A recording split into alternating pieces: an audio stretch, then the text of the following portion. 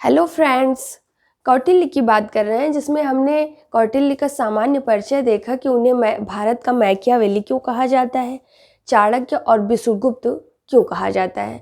हमने उनकी बहुत ही फेमस कृति अर्थशास्त्र जिसमें राजनीति के विचार उन्होंने प्रस्तुत किए, अर्थशास्त्र से संबंधित विचार दिए और रसायन शास्त्र जैसे विषयों को उसमें उल्लेख किया है। तो उसी अर्थशास्त्र यानी उनकी जो फेमस कृति है अर्थशास्त्र के अंतर्गत उन्होंने राजनीतिक विचार के साथ साथ राज्य की उत्पत्ति कैसे हुई, राज्य का स्वरूप क्या था, उन्होंने अपने अकॉर्डिंग बताया और राज्य का उद्देश्य बताया और सप्तांग सिद्धांत दिए जिसमें राजा, अमात्य, जनपद, दुर्ग, कोष और दंड मित्र जैसे 7 अंग बताए।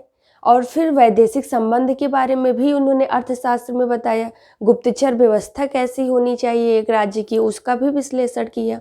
उन्होंने धार्मिक विचार भी अपने बताए कि कैसे धार्मिक विचार सामाजिक कर्तव्य के रूप में, एक नैतिक कानून के रूप में और नागरिक कानून के रूप में होने चाहिए।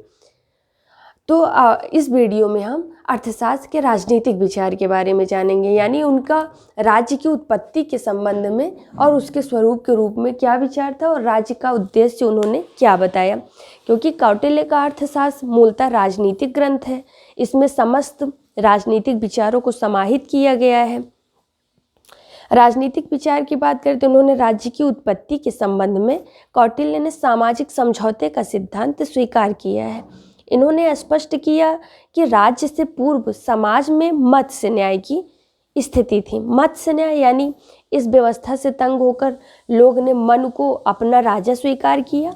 इस व्यवस्था को बनाने में सभी सामाजिक व्यवस्थापकों या विद्वानों ने अपने अपने मत व्यक्त किए, जिनमें मनु, भीष्म और शुक्र ने राज्य की कल्पना एक जीवित शरीर के रूप में की थी। शुक्र नीति में राज्य के इन अंगों को मानव शरीर के से तुलना करते हुए कहा गया है कि इस शरीर रूपी राज्य में राजा सिर के समान है। यानी राजा को लोग अपनी आय या अन्न का कुछ भाग कर के रूप में दिया करते थे।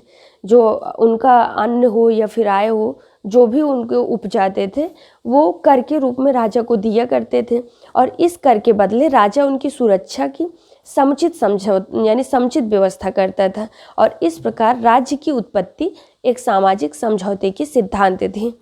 और इसके पहले भी हमने सामाजिक समझौते के सिद्धांत में जब हम पाश्चात्य विचारकों को देखते हैं जिसमें हमने हाब्स को पढ़ा, लाक ने किस तरीके से सामाजिक समझौते को माना कि अगर हम अपनी सुरक्षा चाहते हैं, क्योंकि मनुष्य एक सामाजिक प्राणी के साथ साथ उसकी एक आवश्यकता होती है जिसमें संपत्ति और परिवार को भूमिका देना चाहता है और उसकी सुरक्षा के लिए वो राज्य का निर्माण करता है।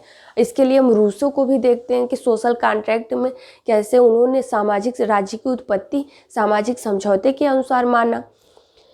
तो इन्होंने भी जो है इस तरीके से सामाजिक समझौते का सिद्धांत दिया और कौटिल्य के अनुसार राज्य के इन्होंने 3 प्रकार बताए।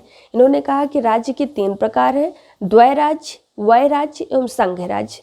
अब राज्य के उद्देश्य देखें तो कौटिल्य ने राज्य के उद्देश्य बताए कि राज्य का उद्देश्य व्यक्ति को उसके पूर्ण विकास में सहायता करता है। उसने कहा कि यानी कौटिल्य ने कि राज्य का अंतिम उद्देश्य जीवन के तीनों उद्देश्य यानी धर्म, अर्थ और काम की प्राप्ति कराना है। इसके अतिरिक्त अच्छा राज्य न केवल शांति व्यवस्था और सुरक्षा बनाए रखने पर आधारित होता है बल्कि स्वस्थ और सुदृढ़ अर्थव्यवस्था पर आधारित होता है। कौटिल्य के अनुसार राज्य का भूमि क्षेत्र पर यानी जो राज्य की भूमि क्षेत्र इतना हो कि वह निवासियों की आवश्यकताओं की पूर्ति कर सके और उनकी शत्रुओं से रक्षा कर सके। इस तरीके से उन्होंने राज्य का जो भूमि क्षेत्र हो उन्होंने कहा कि वह निवासियों की आवश्यकता की पूर्ति कर सके और उनकी शत्रुओं से रक्षा कर सके। ये राज्य का उद्देश्य उन्होंने बताया। अब हम अगले वीडियो में इनके कौटिल्य के सप्तांग सिद्धांत के बारे में जानेंगे और इसमें हमने उनके राज्य की उत्पत्ति कैसे हुई, राज्य का स्वरूप उन्होंने कैसे बताया, इसके बारे में जाना। Thank you.